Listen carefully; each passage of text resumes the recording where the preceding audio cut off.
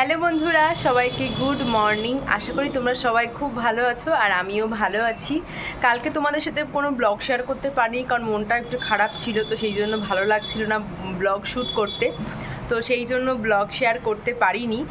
আর আজকে সকাল থেকে উঠেছি 8:30টার সময়, আর সকাল থেকে উঠে মোটামুটি বাসি কাজ হয়ে গেছে। ঘরটা ঝাড় দেওয়া, তারপর ঠাকুর ঘর সব ধুয়ে মুছে পরিষ্কার করে নিয়েছি। ঘরটা মোছা বাকি আছে, ওটা রান্না করব, তারপরে হচ্ছে ঘরটা মুছবো।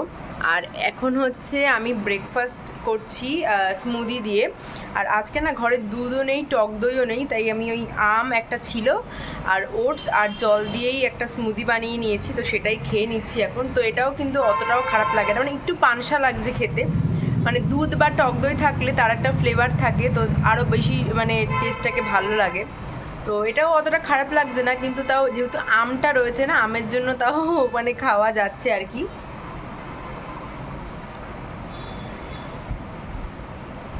আর হিমসাগর আম, তো আমটা মিষ্টি, তো সেই জন্য অতটাও খারাপ লাগছে না। তো চলো আজকের ব্লগটা দেখতে থাকো, আশা করি তোমাদের ভালো লাগবে। তো আজকে সেরকমভাবে কিছু রান্নাই করতে ইচ্ছে করছে না, মনে হচ্ছিল যে আলু সেদ্ধ ভাত খাই, কিন্তু তবুও তারপরে ভাবলাম যে না, কিছু তো রান্না করি। কালকেও সেরকম কিছু রান্না করিনি আমি, কালকে তো তোমাদের সাথে ব্লগই শেয়ার করিনি, আর কালকেও আমি ওরকম সেদ্ধ ভাতই খেয়েছি। আর আজকেও তাই ভাবছিলাম যে তাই করব।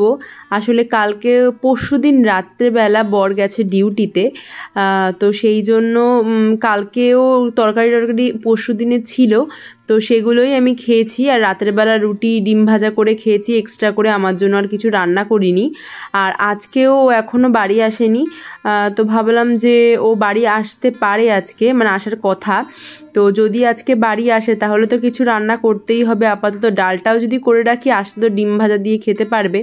আর মাছ এরকম কি বলতো, ফ্রিজে নেই, ফ্রিজে ডিম রয়েছে কিন্তু মাছ নেই, মাছের মাথা পড়ে রয়েছে। তো মাছের মাথা দিয়ে ভাবছি কালকে কোনো একটা রেসিপি বানাবো, আজকে আর ইচ্ছা করছে না। তো আজকে দেখো বানাচ্ছি পটল ভাজা করব, একটা পটল ছিল, ভেন্ডি ভাজা, আর হচ্ছে করব আমড়া দিয়ে ডাল, কচি আমড়া দিয়ে ডাল।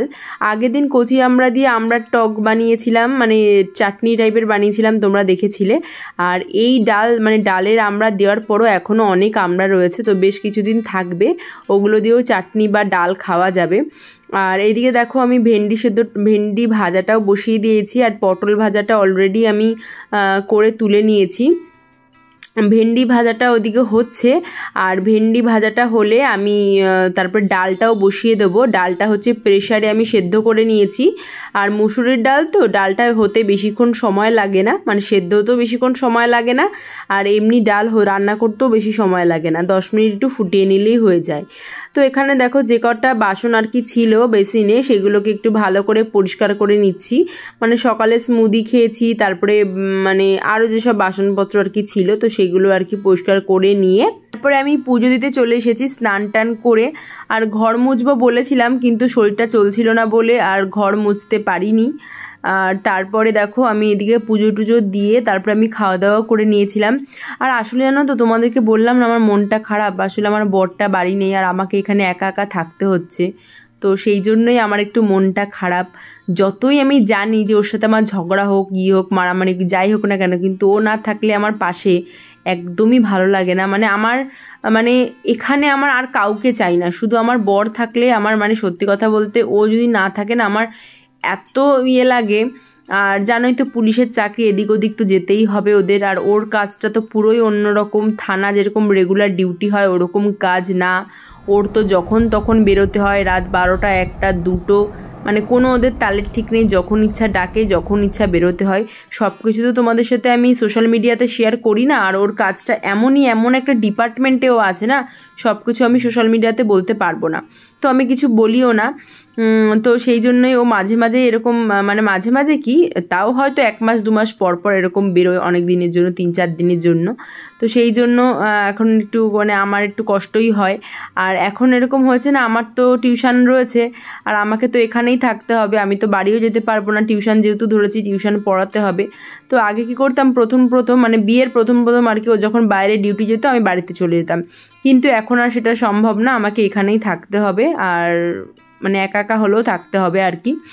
আর তারপরে এখন দুপুরবেলা খাওয়া দাওয়া করে তারপরে আমি বেরিয়ে গেছি পড়াতে যাওয়ার জন্য। আর ভীষণ গরম লাগছে, আর অনেক গরম পড়েছে এই কদিন ধরে, জানি না হট করে আবার কেন গরম পড়ে গেল। যাই হোক, গরমটা কাটিয়ে উঠতে তো হবেই, গরম নিয়েই চলতে হবে, গরমটা থাকলেও কিছু করার নেই আমাদের।